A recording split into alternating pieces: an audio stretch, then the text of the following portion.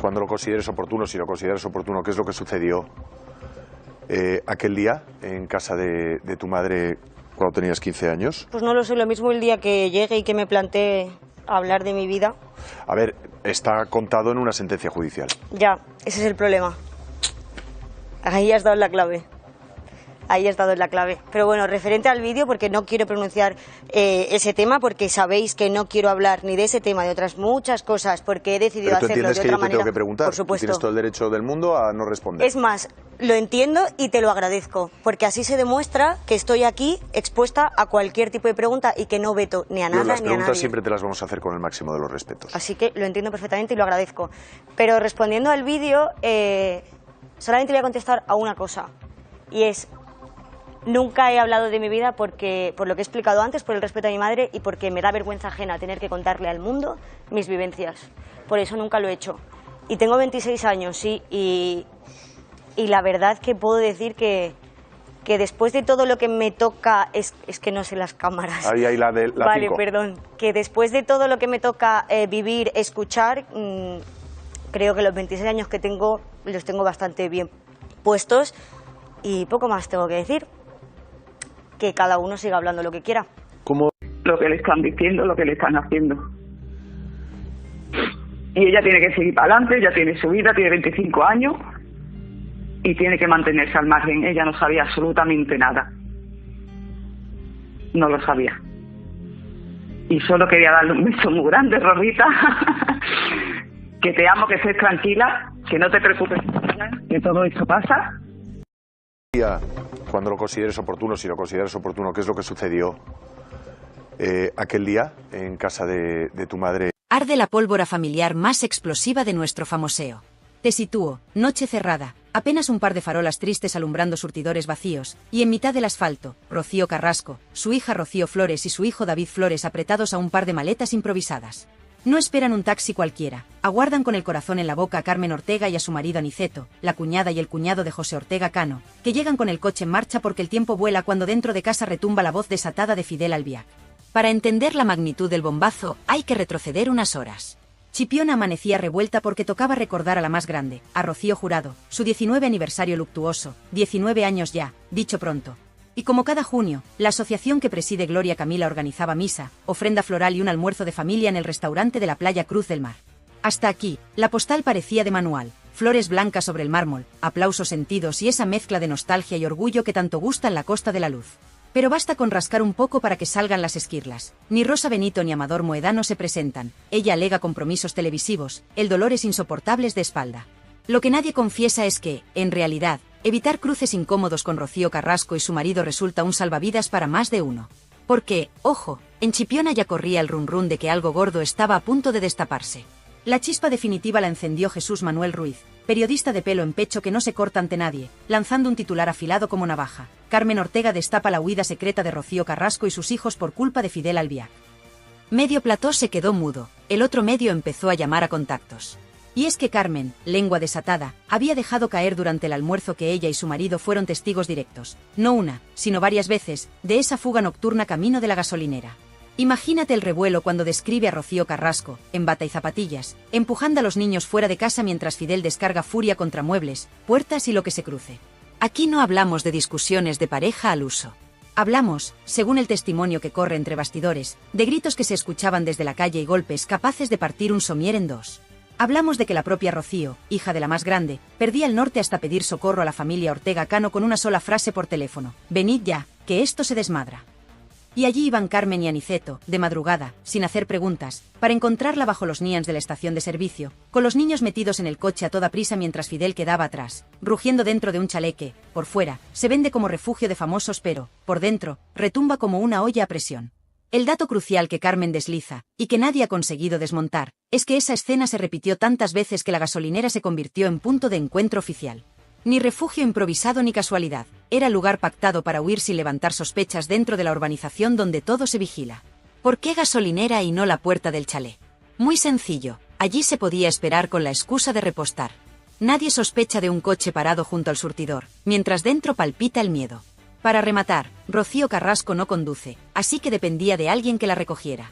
Y si José Ortega Cano estaba en Sevilla, con sus propios fantasmas, la tarea recaía en la cuñada y el cuñado, que han callado casi 2 décadas, hasta ahora. Por eso las palabras de Carmen Ortega no son el típico dardo mediático, son un cañonazo que cambia el relato de arriba a abajo. Porque desmonta la imagen idílica que algunos programas han vendido de Fidel Albiac como caballero protector y coloca el foco en episodios de violencia doméstica que, de confirmarse, explicarían muchas cosas. Por ejemplo, explicarían por qué Rocío Flores, aquella mañana del famoso Mandarina Hate que acabó en los juzgados de menores, estalló contra su madre. No habría sido el fruto de un simple berrinche de adolescente, sino la culminación de años de miedo acumulado y silencios forzados. Graba esto en la memoria. Carmen y Aniceto cuentan que la primera persona que hablaba en cuanto Rocío y los niños entraban en su coche era la propia Rocío Flores, con la voz rota, pidiendo que no la obligaran a volver a pasar otra noche escuchando cómo su padrastro despedazaba televisores a puntapiés.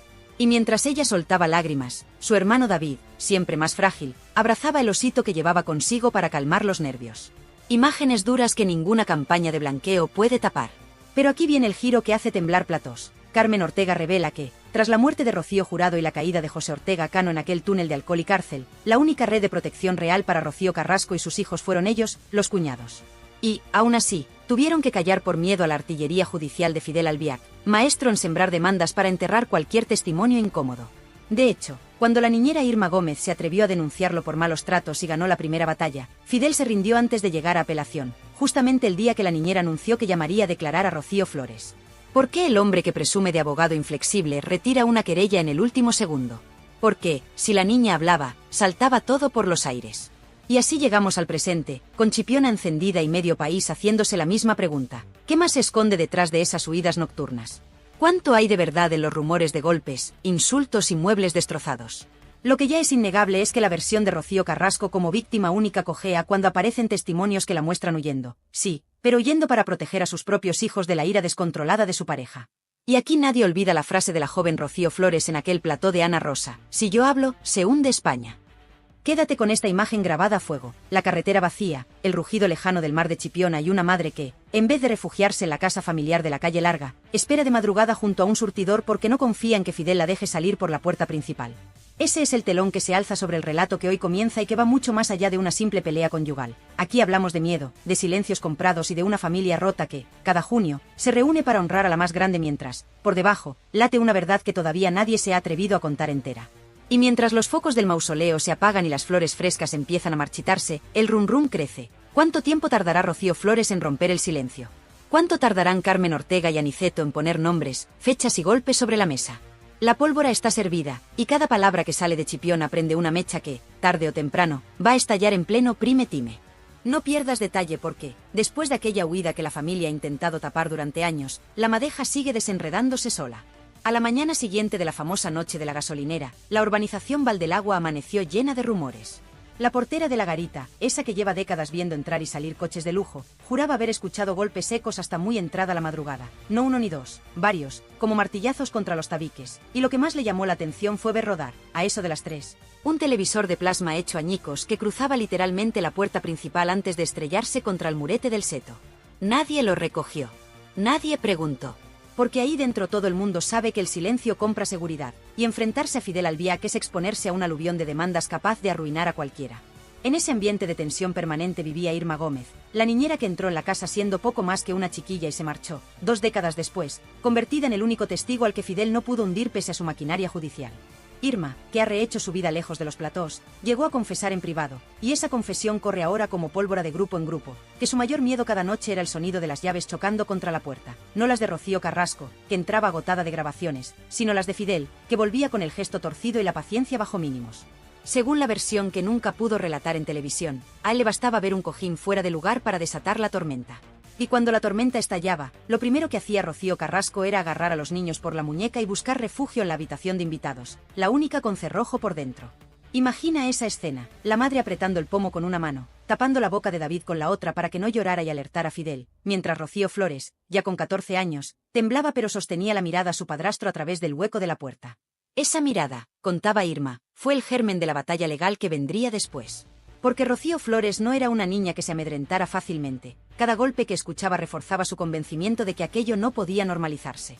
Y cuando, tiempo después, verbos como violencia vicaria empezaron a colarse en los debates de sobremesa, ella ya había aprendido a base de gritos que las etiquetas mediáticas sirven de poco cuando la casa se convierte en campo de batalla. Pero abramos otro cajón aún más incómodo, el de la herencia de Rocío Jurado. Ese dinero que tantos comentaristas defienden como intocable, resulta que fue clave para financiar un flujo constante de televisores nuevos, puertas repintadas y muebles sustituidos. Según un proveedor de interiores que trabaja con varias mansiones de la zona, y que prefiere mantenerse en el anonimato para no morir a demandas, la casa de Rocío Carrasco llegó a encargar, en un solo año, 3 juegos de somieres idénticos. No había reforma, no había termitas, explica con sorna, solo mucha urgencia por reponer tablillas rotas a patadas. Y cada factura salía a nombre de Rocío, nunca de Fidel. Eso sí, el reparto de culpa se invertía frente a la prensa. Ella la víctima pública, él el esposo solidario, y los golpes nunca existieron porque ningún programa se atrevía a mencionarlos sin la palabra presunto pegada al titular como si fuera un chaleco antibalas. Volvamos a Chipiona, donde Carmen Ortega soltó la bomba que hoy nos tiene pegados a la pantalla. Lo hizo con un vaso de fino en la mano y una media sonrisa que decía sé mucho, pero cuento poco. Quizá fue la frustración de ver a Rocío Carrasco ausente, o tal vez el hartazgo de callar tanto tiempo. Lo cierto es que soltó la frase que ya se ha convertido en meme entre quienes siguen este culebrón. Si Aniceto y yo habláramos, se caía el decorado entero. No exageraba. Porque Aniceto conserva, en el cajón de una cómoda vieja, los partes de asistencia psicológica que tuvo que pedir para sus propios hijos después de una madrugada de gritos llegada a sus oídos por el altavoz del Manos Libres. Era Rocío Carrasco suplicando que alguien les cobijara. Ese documento, sellado por un gabinete privado de Sevilla, recoge textualmente el ataque de nervios de la menor que acompañaba a Carmen en el coche aquella noche. Temor generalizado a que, el señor de la casa, venga a buscarme y me haga daño. Atemorizada, con 10 años y sin relación directa con Fidel, pero consciente de la fama que al hombre le precedía. La historia no termina en esa huida. Tras la disolución del escándalo inicial, Fidel activó su defensa habitual: sembrar dudas sobre las fuentes, acusar de conspiraciones familiares y colgar la etiqueta de mercenarios de Telecinco a quien osara levantar la voz. Nada nuevo. Lo nuevo llega cuando descubrimos que, a la chita callando, varios exempleados de mantenimiento, fontaneros, pintores, electricistas, han comenzado a cruzar llamadas porque sabían que compartían anécdotas parecidas: muebles destrozados, cristales en la piscina, órdenes de no abrir la boca bajo amenaza de no cobrar la factura. ¿Quién hacía los encargos? Nunca Rocío. Siempre Fidel, o su hombre de confianza, un abogado de despacho pequeño al que los proveedores ya conocen por el mote de póliza, porque antes de firmar la orden de reparación te planta un contrato de confidencialidad más largo que una novela. Y, sin embargo, esa red de miedo empieza a resquebrajarse. La chispa ha sido el testimonio de Irma, que, lejos de buscar platós, ha declarado en privado su intención de apoyar cualquier causa que permita, de una vez por todas, que Rocío Flores relate la verdad completa. Porque, y aquí viene la parte que nos acelera el pulso, existe una nota interna de la Fiscalía de Menores de aquel entonces en la que se menciona, de pasada, la conveniencia de escuchar a la menor RFM sobre episodios de violencia intrafamiliar que ella insinúa haber presenciado.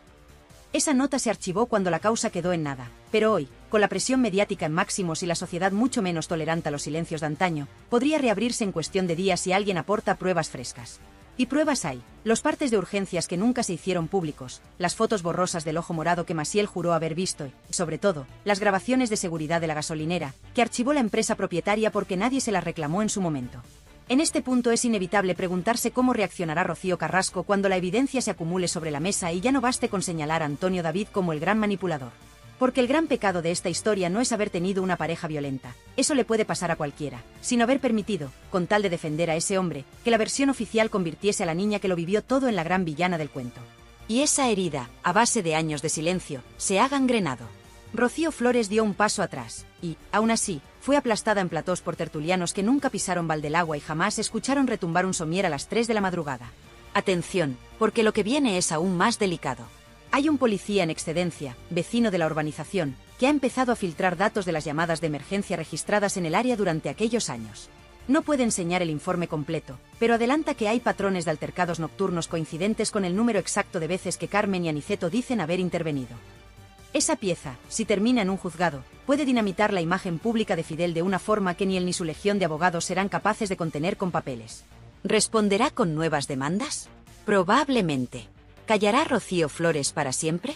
Improbable. La balanza por fin se inclina a su favor, y la oportunidad de limpiar su nombre pesa más que el miedo. Si el caso se reabre, veremos desfilar a más de uno por los pasillos de los juzgados de Alcobendas, y esta vez las cámaras no podrán esconderse detrás del rótulo presunto. Porque la verdad, Cuando lleva años encerrada, sale descontrolada, y el escándalo que empezó en una gasolinera desierta amenaza con estallar ahora delante de toda España. ¿Te das cuenta del silencio que se extiende cada vez que alguien pronuncia Valdelagua en un plató de televisión? Ese nombre, que suena a urbanización pulida y feliz, se ha convertido, sin que nadie lo admita en público, en sinónimo de miedo y secretos mal enterrados. Mientras las cámaras enfocan su fachada impecable, por dentro se cuece una guerra fría que ya ha puesto en pie de alerta a medio Madrid. A estas alturas se rumorea que una docena de periodistas del corazón han empezado a recibir llamadas anónimas con advertencias veladas. Deja el tema o te vas a arrepentir. ¿Quién está detrás? Todo apunta a la misma mano, Fidel Albiac. Pero empecemos por el principio de esta nueva tormenta. El lunes, primera hora, la productora más famosa de los pasillos de Telecinco recibe un sobremarrón sin remitente. Dentro, una memoria USB y una nota escrita a mano. Imágenes de la gasolinera, madrugada del 15 de marzo de 2004. No miréis para otro lado. Esa fecha coincide, palabra por palabra, con una de las noches que Carmen y Aniceto señalan como fuga familiar. Los responsables del programa abren el archivo con 1000 precauciones. Se ve a una mujer en bata, el pelo recogido a toda prisa, empujando a dos criaturas de aspecto desorientado hacia la parte trasera de un turismo. El vídeo es borroso, grabado desde la cámara de seguridad. Aún así, la figura encaja con Rocío Carrasco, y no hay margen de duda sobre la presencia de menores. Mes y modelo del coche cuadran con el que conducía entonces Aniceto. El metraje dura menos de 3 minutos, pero basta para que el director de contenido se lleve las manos a la cabeza. Emitirlo sin difuminar a los niños sería un delito, pero ocultarlo haría saltar por los aires la credibilidad de todos los que han sostenido, durante años, que aquello fue una simple bronca doméstica. En paralelo, la familia Moedano mueve ficha. Amador, que siempre camina entre la lealtad y el desahogo público, se graba un vídeo casero de casi 10 minutos. No lo cuelga en ninguna red social, se lo envía, directo, a un par de redactores de confianza. Entre titubeos y tragos de agua, confirma que la tía Carmen no exagera un ápice. Relata, por primera vez, el día que Rocío Jurado le llamó llorando porque Fidel había vuelto a perder los estribos y los niños estaban aterrados. Cuenta también cómo la más grande, ya enferma, se preguntaba en voz alta si aquella relación no acabaría arrastrando a su hija a un pozo sin fondo. Ese testimonio, guardado hasta hoy en un cajón, destroza la imagen de armonía familiar que algunos tertulianos pretendían defender a capa y espada. Y aquí entra el elemento que nadie esperaba. Gloria Camila da un paso al frente y decide romper la tregua que mantenía con su hermana. Lo hace en un directo improvisado, sin maquillaje, con la voz temblorosa. Afirma que, siendo casi adolescente, acompañó a su padre a recoger a Rocío Carrasco a las puertas de aquella misma gasolinera. Describe las maletas abiertas en medio del suelo y los juguetes desperdigados, como si hubieran huido con lo puesto. Y confiesa algo que eriza la piel, que Fidel salió tras ellos, a paso rápido, pero frenó en seco cuando vio a José Ortega Cano bajar del coche con semblante firme. Esa escena marca, según Gloria, el punto de no retorno. Porque, dice ella, si mi padre no hubiera estado allí, no sé cómo habría terminado todo aquello. Las declaraciones llegan como un misil a la oficina del abogado que lleva años blindando la reputación de Fidel. El letrado convoca de inmediato una reunión de crisis en un despacho del centro de Madrid. Asiste la plana mayor de su equipo, civil, penal y comunicación. Sobre la mesa, una orden expresa: frenar esta sangría de testimonios antes de que un fiscal vuelva a revisar el archivo. Ni siquiera pretenden demostrar inocencia, porque el daño moral ya está hecho. Buscan únicamente que los nuevos vídeos y testimonios no vean la luz. Para ello preparan la estrategia clásica: inundar los juzgados con solicitudes de medidas cautelares, alegar derecho al honor y presunta manipulación de las imágenes. Una guerra de papeles que ya les ha funcionado otros años, pero que esta vez se enfrenta a un enemigo distinto. La sociedad ha cambiado. Mientras tanto, Rocío Flores observa el vendaval desde Málaga, donde graba una campaña publicitaria. El móvil no deja de vibrar con mensajes de productores prometiéndole oro y cámara para sentarse a contar su versión.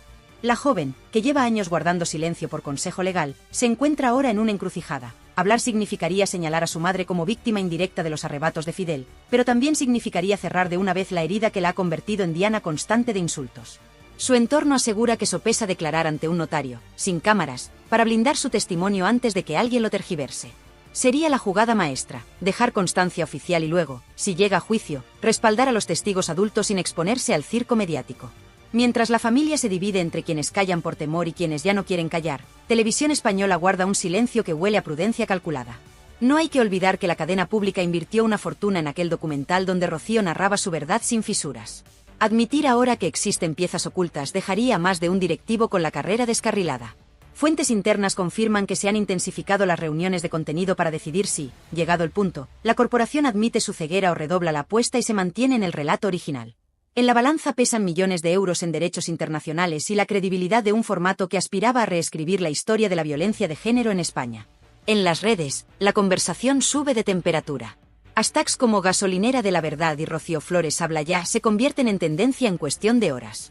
Twitter arde con capturas de las viejas entrevistas de Carlota Corredera defendiendo a Fidel como marido ejemplar. La presentadora, que preparaba su regreso a la televisión, ve cómo su reputación se desploma a otro peldaño.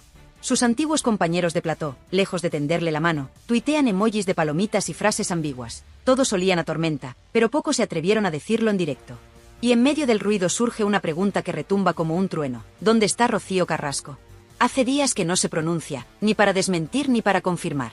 Dicen que ha apagado el móvil y que pasa las horas en el estudio musical donde ensaya Anabel Dueñas, su amiga del alma. Pero ni la música es capaz de tapar el eco de las antiguas discusiones que ahora resuena en cada tertulia. Alguien cercano a la cantante asegura que Rocío llora a solas, rota entre la lealtad a su pareja y el miedo visceral a que los recuerdos vuelvan a golpearla como una andanada. Porque, a estas alturas, reconocer que esas noches en la gasolinera fueron reales supondría desmontar el relato que la ha protegido judicial y mediáticamente durante más de 2 décadas.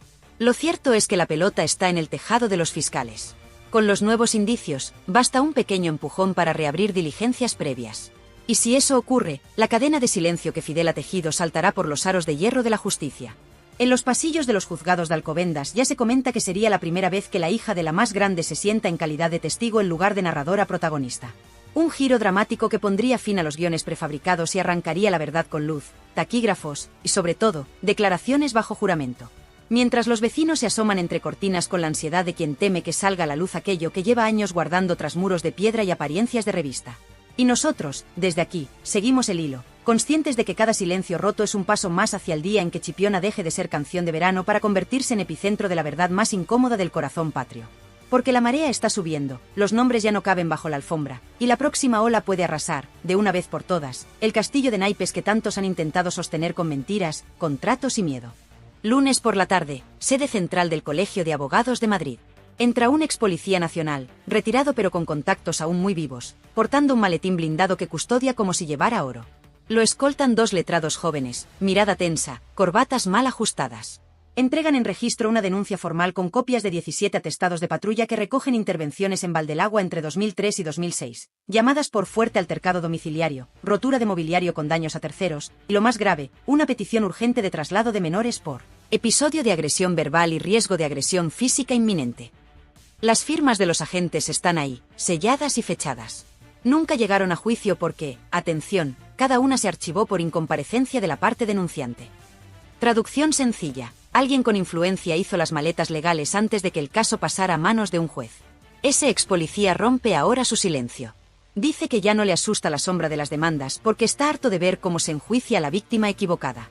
Y afirma alto y claro que, en más de un servicio, los críos, Rocío Flores y David Flores, salieron en brazos de los agentes, pálidos como la cera, mientras Rocío Carrasco buscaba llaves y abrigo temblando.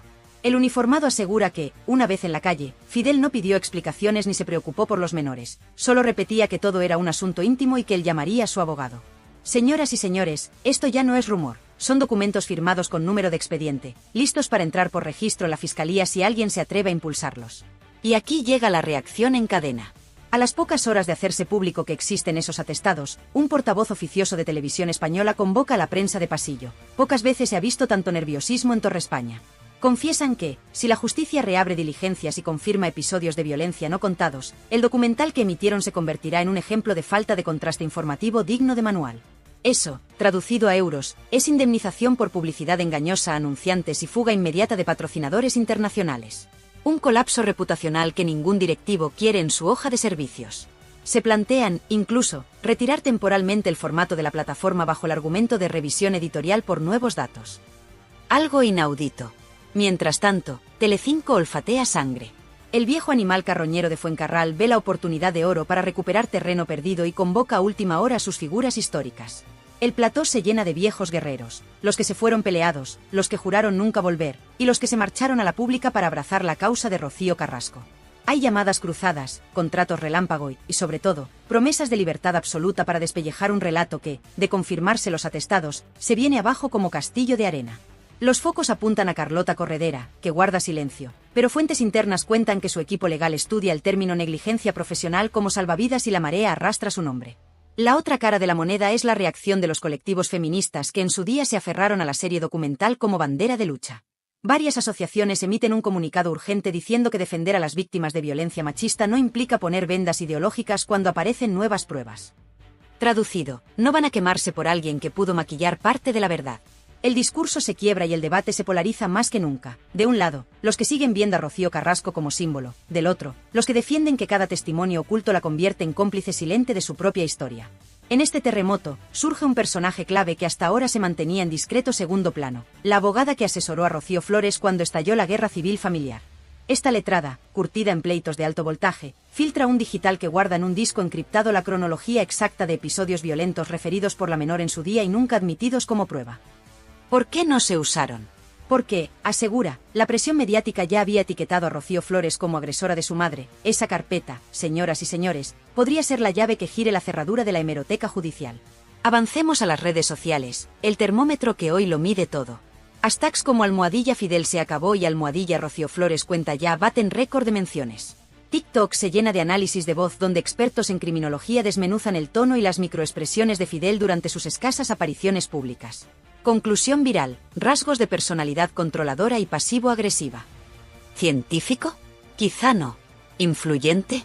Bastante, porque la opinión pública ya huele a sentencia antes de que hable un juez. Y ojo al dato que revienta los grupos de WhatsApp. Alguien filtra un audio en el que se escucha, presuntamente, a Fidel llamando inútil a Rocío Carrasco y amenazando con sacar a la calle los trapos sucios de la familia si ella insiste en marcharse con los niños. La calidad es mala, pero un perito fonográfico contratado por un medio digital afirma que la voz concuerda al 95%. Si se corrobora la autenticidad, es munición directa contra la imagen de marido pacífico que su equipo legal defiende a capa y espada.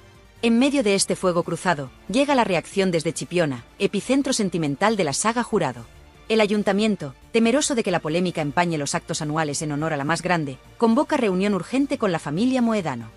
Sobre la mesa, la posibilidad de aplazar la próxima misa conmemorativa y la tradicional ofrenda floral. No quieren que el cementerio se convierta en plató improvisado de reporteros que cazarán cada lágrima o gesto de los asistentes. La tensión entre turismo y respeto a la historia local alcanza cotas máximas. El pueblo se divide entre los que quieren paz y los que creen que la verdad de Rocío Jurado exige destapar todo, caiga quien caiga. Y mientras políticos, abogados y televisiones hacen cábalas, la vida cotidiana de Rocío Flores da un giro sospechoso. Un periodista la fotografía saliendo de una clínica de psicólogos en Málaga. No es la primera vez, pero hoy la estampa vale su peso en clics. La joven, visiblemente cansada, evita preguntas, pero quienes la vieron dentro hablan de una sesión maratoniana que superó las 3 horas. Fuentes médicas no confirman ni desmienten, aunque señalan que un testimonio traumático de infancia necesita preparación terapéutica antes de ser declarado ante un juez. La señal es clara, se acerca el momento de hablar. En el bando contrario, Fidel se blinda en su casa y refuerza seguridad. Ha contratado a un antiguo escolta de discoteca y ha instalado cámaras extra que apuntan a la valla perimetral. El vecindario comenta que han visto a su abogado entrando y saliendo deshoras, y, lo más llamativo, que las luces del despacho de la planta baja permanecen encendidas toda la noche. Ya nadie duda de que preparan la defensa contra reloj, localizar fallos procesales, impugnar cada atestado policial por caducidad o falta de sellado adecuado, si todo falla, desacreditar moralmente a cada testigo acusándolo de ávido de platós y dinero fácil. Estrategia de manual, sí, pero la marea esta vez arrastra más arena de la que su dique puede contener. La pregunta que flota en cada redacción es simple: ¿habrá querella masiva de la familia Ortega Moedano contra Fidel?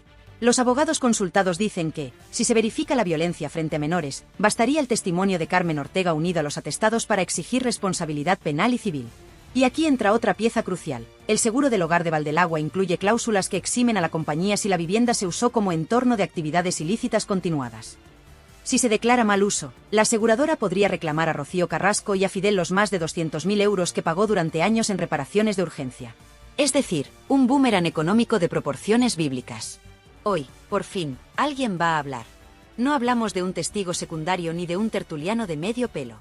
Hablamos de Rocío Flores, esa muchacha convertida en mujer a golpe de titulares que carga sobre los hombros la etiqueta de hija rebelde que, sin embargo, fue la niña que escuchó cada crujido de pared, cada televisor estallando contra el suelo, cada insulto escupido en la cocina. Lleva meses preparándose, repasando memoria con psicólogos, respirando hondo cada vez que ve su nombre trending y conteniéndose cuando le ofrecen exclusivas millonarias. Y hoy, según fuentes directas del juzgado de Alcalá, plasma por escrito lo que el país entero sospecha pero nadie se ha atrevido a jurar bajo pena de falso testimonio. Mientras se acerca la hora, el vecindario de Valdelaguas sufre algo parecido a un eclipse moral. Quien ayer defendía la discreción, ahora se asoma por la rendija y levanta el pulgar en señal de ya era hora. Los repartidores de prensa reparten gratis un suplemento especial con la cronología completa. En la portada, un título en mayúsculas que retumba: La noche de la gasolinera ya tiene voz. Hay colas para comprar café en el minisúper de la urbanización y todas las lenguas coinciden en lo mismo. Los muros de piedra y los setos recortados ya no sirven de parapeto cuando la verdad entra por antena de televisión y se cuela hasta el último salón. Pero vayamos al corazón del terremoto. La comparecencia de Rocío Flores no será a puerta cerrada. El juez, consciente de la repercusión, ha permitido que un puñado de periodistas acreditados sigan el relato desde una sala contigua. No habrá cámaras, pero sí grabadores oficiales. Se transcribirá cada palabra, y esa transcripción será pública en cuanto acabe la sesión. Fidel Albiac, que hasta ayer todavía confiaba en conseguir medidas cautelares, llega con rostro de piedra y mirada fija en el suelo. Rocío Carrasco no acude, su abogado alega cuadro de ansiedad aguda. El asiento vacío de la madre, flanqueado por la prensa, duele más que 1000 portadas, porque certifica que el último puente afectivo se ha quemado mientras ardía el viejo relato televisivo. La declaración empieza y lo primero que hace Rocío es situar la escena que nos ha tenido en vilo. Yo salí de casa porque había miedo, miedo real. Lo dice despacio, sin florituras, con la voz firme de quien ha repetido la frase 1000 veces al espejo. Cuenta que la madrugada del 15 de marzo, la misma del vídeo de la gasolinera, no fue la más violenta, pero sí la primera en la que sintió que su padrastro podía pasar de los muebles a las personas. Describe un portazo que retumbó como una escopeta, describe cómo su madre le temblaba el pulso al marcar el número de la tía Carmen, describe el olor a gasolina mientras esperaban bajo las luces blancas del surtidor. Y cuando el juez le pregunta si aquellas huidas fueron esporádicas o una rutina, ella responde con la claridad de un parte meteorológico: Señoría, si llovía una vez a la semana, nosotros salíamos una vez a la semana. Silencio en la sala de prensa, suspiros contenidos, bolígrafos que se quedan sin tinta de tanto apuntar. La joven no se queda en la anécdota. Narra, una a una, las visitas de los agentes que hoy aparecen documentadas en los atestados. Recuerdo los botones dorados del uniforme, recuerdo la luz de la linterna en mi cara, recuerdo a mi hermano tapándose los oídos. Detalle tras detalle, coloca ladrillos en un muro que ni la mejor campaña de lavado de imagen puede derribar. El juez le ofrece agua cada 10 minutos. Ella niega, quiere terminar de una vez, cerrar 20 años de lumpia mental. Y lo logra con una frase que atraviesa como aguijón: no vengo a hacer daño, vengo a parar un daño que no cesa mientras se siga llamando mentirosa a la niña que fui. En la calle, las reacciones se suceden. Los periodistas salen corriendo a los móviles y susurran titulares explosivos a las redacciones. Las tertulias improvisan especiales de última hora. Telecinco coloca rótulo rojo y avanza declaración demoledora. Rocío Flores confirma episodios violentos frente a menores. En la pública, silencio de plomo, apenas un breve en el telediario del mediodía. La palabra revisión editorial planea sobre los pasillos como buitre paciente. Y en redes, la marea de mensajes rompe récords. Los que hasta ayer defendían a Fidel enarbolan presunción de inocencia mientras los nuevos datos se amontonan. Los que apoyaban sin fisuras a Rocío Carrasco ahora respiran hondo y piden prudencia. No quiere, sentirse engañados otra vez. Pero toda historia épica necesita un acto final, una suerte de justicia poética que remueva conciencias y abra camino. Llega al caer la tarde, cuando el juez, bajo la presión de documentos, vídeos y testigos, dicta la apertura de diligencias previas por posible delito continuado de maltrato en presencia de menores. No es condena, es punto de partida. Pero golpea como mazazo en pleno prime time y convierte ese asiento vacío de Rocío Carrasco en la sombra más larga de la jornada. Fidel sale del edificio escoltado, sin pronunciar palabra. Su abogado titubea ante los micros y solo consigue decir que la verdad se defenderá. Una frase hueca que suena a campana pequeña tras el estruendo de los atestados. Ahora bien, ¿qué hacemos nosotros, los que estamos delante de la pantalla, los que damos vida a este canal con cada clic y cada comentario? Pues lo que mejor sabemos hacer, exigir coherencia a los poderosos y abrazar la sencillez de llamar a las cosas por su nombre. No es cuestión de bandos, es cuestión de hechos. Si las pruebas confirman violencia, que caiga todo el peso de la ley. Si alguien participó en blanquearla, que responda ante la audiencia que sostuvo su sueldo. Y si los niños de ayer, hoy adultos, se atreven a romper el silencio, que sientan nuestro apoyo, porque la vergüenza no es suya, sino de quienes les robaron la calma con portazos y promesas vacías. Y ahora, respira conmigo un segundo, que llega la traca final, esa reflexión que remata todo lo que acabamos de vivir y deja el ronrón latiendo en tu cabeza hasta el próximo bombazo. Porque, seamos claras, después de escuchar a Rocío Flores plantar cara, de ver a Fidel encogido tras su abogado y de comprobar que los papeles de la policía pesan más que cualquier exclusividad, solo hay una conclusión posible: el miedo cambió de bando. Hoy las puertas de Valdelagua ya no crujen por los portazos, crujen porque la verdad empuja desde dentro, y cuando la verdad empuja, ni las vallas altas ni los contratos de confidencialidad valen un pimiento. Así que, amiga, amigo, si te hierve la sangre de indignación o te vibra el pecho de pura curiosidad, haz algo más que mirar la pantalla. Dale al botoncito de suscribir, que es gratis y nos da la vida. Así no te pierdes la próxima entrega, porque te prometo que habrá próxima y que vendrá cargada de detalles tan jugosos que vas a dejar el café a medio sorbo. Y ya que estás, suelta ese like bien fuerte, que no cuesta nada y empuja este vídeo arriba del todo para que la historia llegue a quien tenga que llegar. Que las plataformas no decidan que se ve y que se tapa, decidimos tú y yo a base de clics. Comparte el enlace con tu vecina, con tu cuñado, con la prima que vive en Suiza y todavía defienda a Fidel porque solo ve la tele pública. Reenvíalo en el grupo familiar, ese que siempre anda aburrido con cadenas de buenos días, y diles, aquí tenéis la realidad, sin edulcorantes. Y por supuesto, baja a la zona de comentarios y descárgate. ¿Qué opinas de la declaración de Rocío? ¿Crees que la tele pública retirará el documental?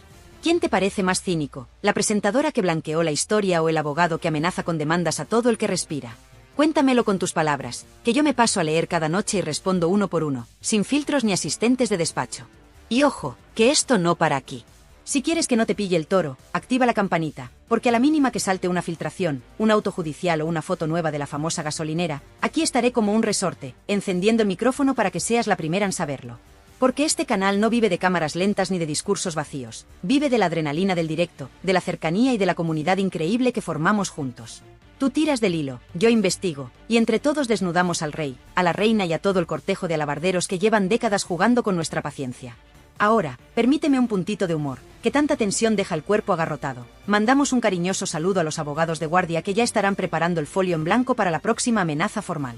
Venga, hombres de toga, afilen bien la pluma, que yo ya tengo las tintas recargadas y el respaldo de una audiencia que no se calla. Y, por si acaso, recordamos al señor Fidel que los somieres se compran una vez al año, no cada luna llena, y que un televisor no es balón de fútbol, por mucho que le guste practicar puntería. ¿Te quedas con ganas de más? Normal, porque lo de hoy es solo la antesala. En la próxima entrega tiraremos de un hilo que muchos creían enterrado, los mensajes de voz que circulan desde hace años entre antiguos empleados de servicio y que pintan un retrato todavía más negro del palacete. ¿Se perderán en el cajón del olvido o veremos al fin la luz de las grabaciones? Yo ya tengo los cascos puestos y el reproductor preparado. Y, atención, que la cosa no acaba en Valdelagua. Chipiona guarda nuevos testimonios de vecinos que asistieron a huidas relámpago por carreteras secundarias, y vamos a poner nombres, fechas y matrículas. Con documentos, no con habladurías. En resumen, hoy hemos visto a un gigante de barro agrietarse, y la primera grieta la provocaste tú, que apoyas este canal con tu fidelidad, con tu comentario, con ese like que parece pequeño pero retumba como trueno cuando miles lo hacen a la vez. Así que no aflojes, que el final de la historia lo escribimos juntos. Suscríbete ya, comparte y comenta. Porque la próxima exclusiva puede estallar cuando menos te lo esperes, y solo los que están al loro se llevan el pastel calentito. Y ahora sí, llegamos a la despedida épica, esa que se merece una ovación de balcón. Recuerda hidratarte, vigila tus somieres si tu pareja se altera y, sobre todo, no dejes que nadie silencie.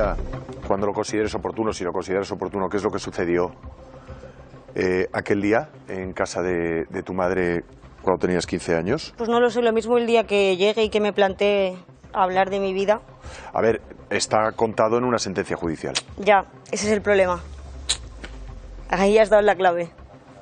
Ahí has dado la clave. Pero bueno, referente al vídeo, porque no quiero pronunciar ese tema, porque sabéis que no quiero hablar ni de ese tema, de otras muchas cosas, porque he decidido hacerlo de otra manera. ¿Pero tú entiendes que yo te tengo que preguntar? Por supuesto. Tienes todo el derecho del mundo a no responder. Es más, lo entiendo y te lo agradezco, porque así se demuestra que estoy aquí expuesta a cualquier tipo de pregunta y que no veto ni a nada ni a nadie. Las preguntas siempre te las vamos a hacer con el máximo de los respetos. Así que lo entiendo perfectamente y lo agradezco. Pero respondiendo al vídeo, solamente voy a contestar a una cosa, y es: nunca he hablado de mi vida porque, por lo que he explicado antes, por el respeto a mi madre y porque me da vergüenza ajena tener que contarle al mundo mis vivencias. Por eso nunca lo he hecho. Y tengo 26 años, sí, y la verdad que puedo decir que después de todo lo que me toca... Es que no sé las cámaras. Ahí la de la Vale, 5. perdón. Que después de todo lo que me toca vivir, escuchar, creo que los 26 años que tengo los tengo bastante bien puestos y poco más tengo que decir. Que cada uno siga hablando lo que quiera. ¿Cómo?